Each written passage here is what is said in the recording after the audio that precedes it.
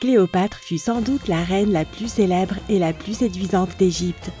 Son règne n'était pas dénué de controverses, ce qui n'a fait que renforcer son attrait. Étant l'un des dirigeants féminins les plus emblématiques de l'histoire, nous voulons tout savoir sur elle. Et maintenant, les scientifiques ont flairé la clé de l'un des secrets de beauté de Cléopâtre, son parfum.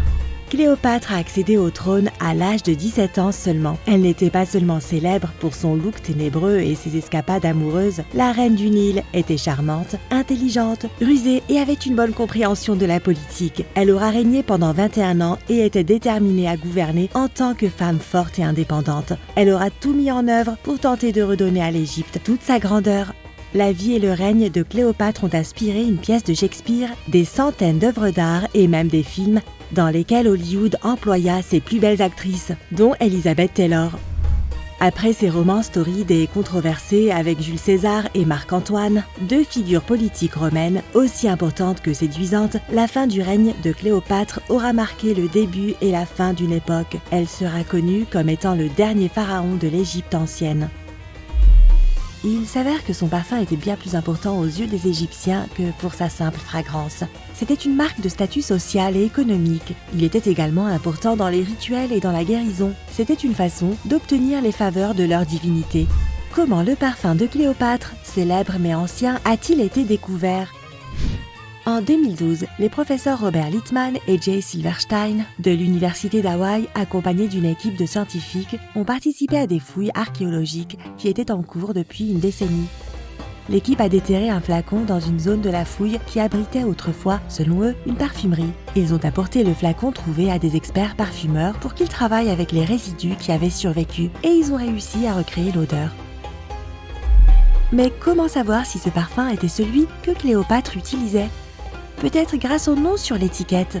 Non, je déconne. La vérité est que nous ne le savons pas vraiment. Mais il y a quelques forts indicateurs. Les ingrédients du parfum indiquent un statut élevé. Dans les temps anciens, seul un homme très riche pouvait se permettre ce parfum. Les paysans n'auraient pas pu s'offrir de parfum du tout. On pense également que Cléopâtre avait sa propre parfumerie. Peut-être celle qui a été découverte lors des fouilles pour créer ses propres parfums. Si elle était encore en vie aujourd'hui, il ne fait aucun doute que Cléopâtre ferait la couverture de nos magazines et serait la vedette des articles de beauté. Nous serions obsédés par ses tenues, son eyeliner au col, ses accessoires jusqu'à son parfum préféré. Quels étaient donc les ingrédients de cette essence de la reine du Nil ? C'était un agréable mélange de piquant chaud et de musc. Voici la recette. 1. Huile d'olive. Ce n'était pas vraiment pour l'odeur. L'huile d'olive aurait été à la base du parfum et aurait créé une texture épaisse. Elle était largement utilisée dans les crèmes de beauté et le maquillage à l'époque de Cléopâtre. Une texture plus épaisse et huileuse permet également d'intensifier le parfum et d'en améliorer sérieusement la qualité. En raison de cette épaisseur, le parfum aurait été appliqué comme une huile pour le corps plutôt que comme un spray. 2. Cannelle. Fabriquée à partir de l'écorce d'un laurier originaire du Sri Lanka, les anciens Égyptiens ont probablement dû l'importer depuis ce pays. Nous connaissons tous l'odeur de cet ingrédient chaud et épicé.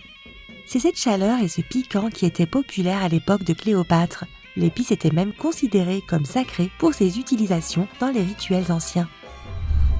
3. Cardamone. Originaire du sous-continent indien, cette épice était un autre ingrédient qui aurait probablement été importé. On commence à comprendre pourquoi ce parfum était si cher. Les graines et les gousses étaient écrasées pour être utilisées dans le parfum de Cléopâtre. Relié à la racine de gingembre, il est connu pour posséder une odeur terrestre et douce amère. 4. Myrrhe. Cette épice aurait été importée de la péninsule arabique pour le parfum de la reine. En plus de son prix, sa récolte était également délicate et longue.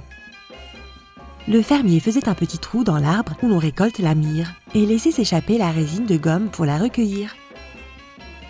La résine était stockée pendant 3 mois afin qu'elle puisse mûrir et durcir. La myrrhe ajoutait au parfum l'odeur séduisante et légèrement sucrée du musc, ce qui équilibrait le piquant.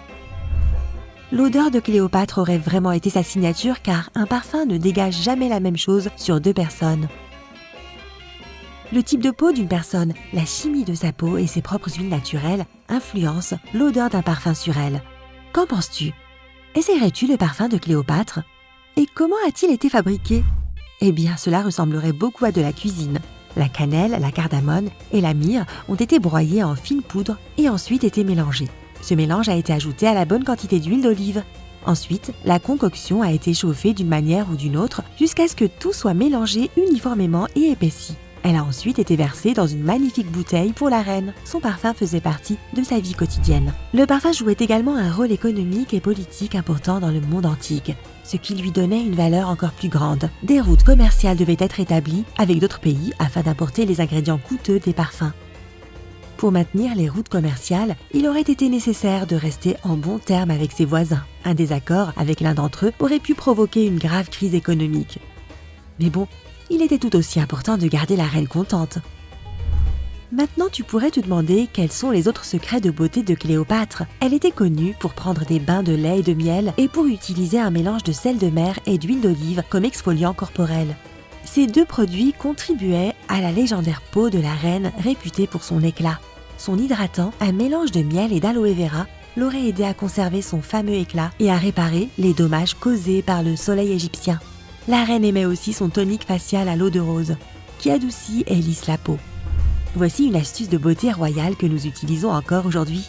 Cléopâtre aimait utiliser du vinaigre de cidre de pomme comme tonique pour le visage. La reine ajoutait également des flocons d'avoine à son bain pour un trempage nourrissant et hydratant. Pour un masque facial relaxant après une dure journée de domination de l'Égypte, la reine utilisait de la crème épaisse et du miel qui hydratait et nourrissait sa peau. Elle aurait peut-être plus vite fait de tout manger.